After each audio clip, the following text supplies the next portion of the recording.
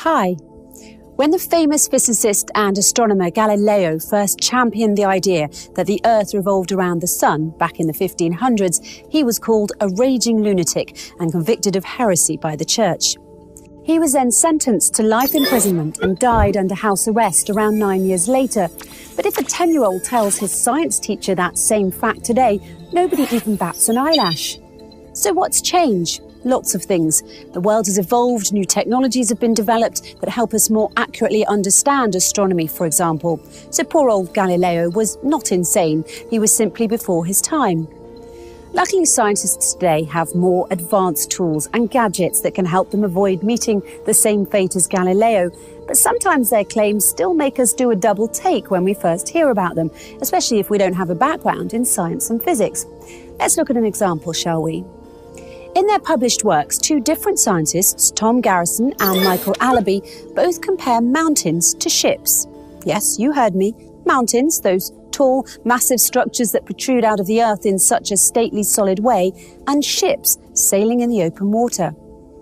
Sounds like an odd coupling, but the physical law of buoyancy, developed by the Greek mathematician and inventor Archimedes, would say otherwise. This is because the driving force behind both ships and mountains is one and the same, and it's something called buoyancy. Now, the words buoyant or floating don't usually pop into our heads when we think of mountains. But guess what happens to a mountain when a thick sheet of ice accumulates on its surface? The rock sinks into the mantle under its weight, just as a ship sinks deeper into the water when it's loaded with cargo. And what happens to the mountain when it erodes or after the removal of the thick sheet of ice from its surface? In much the same way as a ship rises again when the cargo is removed from it, the Earth's crust will rise again in response to the reduced load on the mountain. We know all this today from the research conducted by scientists such as Garrison and Allaby in 2013 and 14. But flashback 14 centuries ago to when the Quran was revealed, and you'll find that it too makes the same analogy in chapter 42, verse 32, when it says, "And among his signs are the ships in the sea like mountains."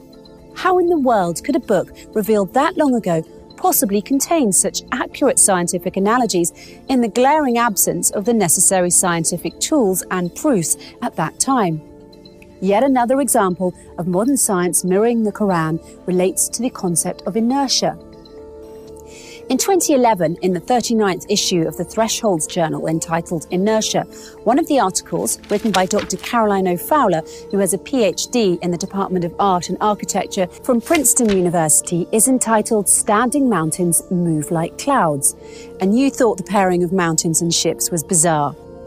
In this article, Dr. Fowler offers her reflections on inertia using the artwork of a famous painter called Abraham Bloemaert. She begins by describing the concept of inertia as defined by Sir Isaac Newton's first law of motion, namely that a body will persist through force in a state of either rest or motion until moved by another body. She then goes on to shower her praises on the painter for his ability to express this rather abstract concept of inertia with only the stroke of his paintbrush in a single picture.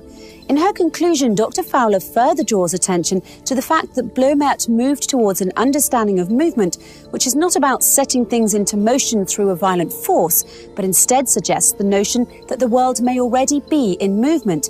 And like the mountains that move like clouds, movement and rest are two different, but ontologically equal states. It is impressive when art is able to depict scientific notions in a straightforward way. But long before Bloemaert, Newton or Galileo himself, it was the Quran that presented the understanding of force and movement as a relational concept. In chapter 27, verse 88 of the Quran, it reads, "And you see the mountains and think them solid, but they move like clouds. It is God's technique which has established everything perfectly." Centuries ago, God told us that he created the world following the laws of inertia.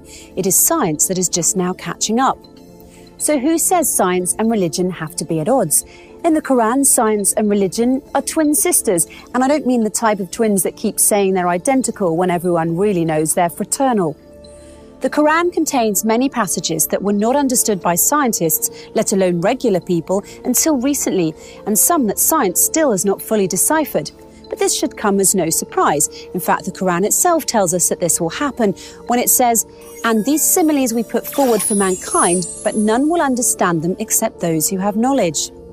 Let's look at that word a little closer now, simile.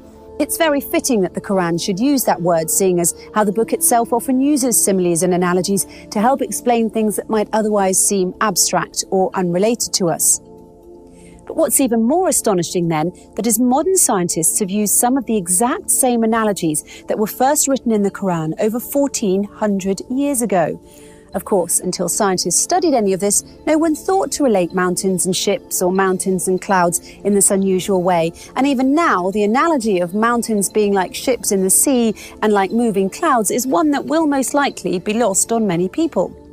Try it for yourself if you like. Try telling a police officer that mountains move like clouds and watch what his reaction will be. But be careful, because if you persist in saying it, he might just consider you drunk and arrest you. What can I say? Sometimes the truth hurts. I think Galileo would agree with that, don't you?